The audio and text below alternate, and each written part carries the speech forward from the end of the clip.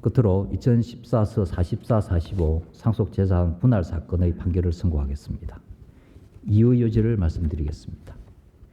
이 사건의 주요 쟁점은 피상속인의 배우자가 상당한 기간 투병 중인 피상속인과 동거하면서 간호하는 방법으로 피상속인을 부양한 경우 그러한 사정만으로 배우자에게 기여분을 인정해야 하는지 여부입니다.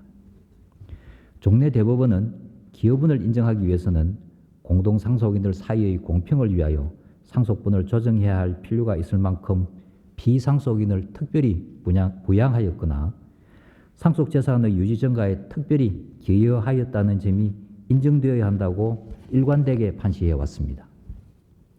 이러한 종래 판례는 기여분 제도의 법리와 현실을 고려할 때 여전히 타당하다는 것이 대법원의 다수 의견입니다. 그 이유는 다음과 같습니다. 배우자가 상당한 기간 동거와 간호를 통해 피상속인을 부양하였다고 하여 다른 사정을 고려하지 않고 기여분을 인정해야 한다면 후견적 재량에 따른 판단을 규정한 민법 제1008조 2와 가사소송법의 입법 취지에 부합하지 않습니다. 상당한 기간의 동거와 간호만을 이유로 배우자에게 기여분을 인정하는 것은 부부간 상호 부양 의무를 정한 민법 규정과 부합하지 않고 배우자의 부양 행위에 대하여 기여분을 절대적으로 인정하게 되면 해석으로 법적 상속분을 변경하는 결과가 되어 민법의 입법 취지에 반할 우려가 있습니다.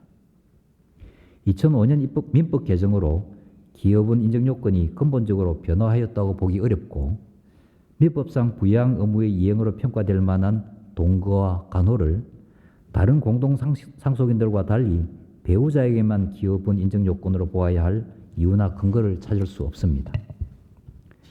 홀로 남은 배우자의 보호를 위해 기여분 제도를 이용하자는 주장은 현행법의 해석론으로 받아들이기 어렵고 핵가족화를 고려하면 기여분 인정 요건을 완화하여 해석할 현실적인 필요성도 크지 않습니다. 따라서 배우자가 상당한 기간 피상속인과 동거하면서 피상속인을 간호한 경우 가정법원은 배우자의 동거와 간호가 부부 사이의 제1차 부양 의무 이행을 넘어서 특별한 분양에 이르는지 여부와 함께 동거와 간호의 시기와 방법 및 그 정도 등 일체적 사정을 종합적으로 고려하여 기여분의 인정 여부와 그 정도를 판단해야 합니다. 이러한 법리에 따라 이 사건을 살펴보겠습니다. 원심은 상대방의 동거와 간호는 부부로서 통상적인 부양 의무를 이행한 정도에 불구하여 공동상속인들 사이의 실질적 공평을 도모해야 할 정도로 피상속인을 특별히 부양한 것으로 보기는 어렵다는 등의 이유로 그 기여분 결정 청구를 배척하였습니다. 이러한 원심 판단에 기여분 인정 요건에 관한 법리를 오해한 잘못이 없습니다. 그리고 나머지 제한고 이유도 받아들일 수 없습니다. 이러한 다수 의견에 대해서 배우자가 상당한 기간 동거와 간호를 한 경우 기여분을 인정할지 여부에 관하여 대법관 조희대의 반대 의견이 있습니다. 반대 의견의 요지는 다음과 같습니다. 피상속인의 배우자가 상당한 기간에 걸쳐 피상속인과 동거하면서 간호하는 방법으로 피상속인을 부양한 경우 이러한 배우자의 부양 행위는 민법 제1008조 2 제1항에서 정한 기여분 인정 요건 중 하나인 특별한 부양 행위에 해당하므로 특별한 사정이 없는 한 배우자에게 기여분을 인정해야 합니다. 2005년 민법 제1008조 2 제1항의 개정으로 배우자의 기여분을 적극적으로 인정하려는 입법 취지가 분명해졌고 상당한 기간 피상속인과 동거하면서 간호하는 행위는 그 자체로 특별한 부양 행위에 해당한다고 보는 것이 문헌에도 부합합니다. 배우자가 상당한 기간 동거와 간호를 하였다면 설령 그것이 민법상 부양 의무를 이행한 것이라고 하더라도 다른 공동상속인과의 관계에서 특별한 부양 행위에 해당한다고 보아야 합니다.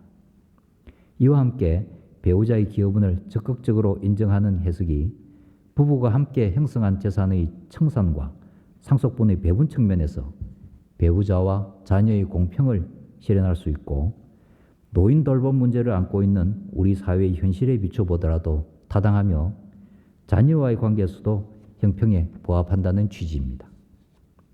다수 의견에 따라 다음과 같이 결정합니다. 주문, 제한고를 모두 기각한다. 청구인들의 소송 수개 신청을 모두 기각한다. 재항고 비용 중 소송 수개 신청으로 인한 부분은 청구인들이, 재항고로 인한 부분은 상대방들이 각 부담한다. 이상으로 오늘의 전원합의체 판결 선고를 모두 마치겠습니다. 다들 수고하셨습니다.